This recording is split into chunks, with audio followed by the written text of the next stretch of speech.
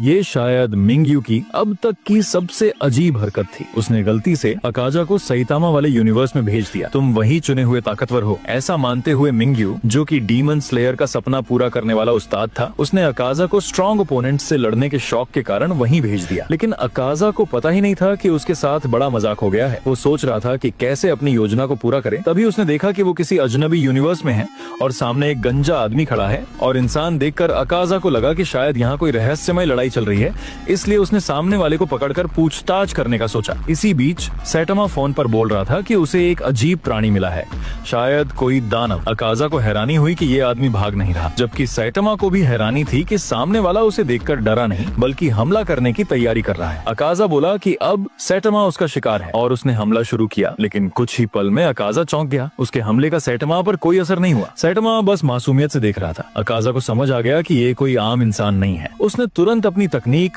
Destructive death compass needle निकाली और शानदार अटैक किया। सैटामा उसकी चालें देखकर थोड़ा हैरान था और बोला। अकाजा का अटैक बेअसर निकला और सैटामा ने एक ही पंच में उसे पुल के नीचे उड़ा दिया। सैटामा बोला, सड़क शायद फिर से ठीक करनी पड़ेगी। लेकिन अकाजा अब गुस्से में था। उसे कई दशकों बाद ऐसा मजबूत प्रतिद्वंद्वी मिला था। सैटामा तो घर जाने को मुड़ा, लेकिन अकाजा फिर से उठ खड़ा हुआ। उसकी आंखों में गुस्सा था।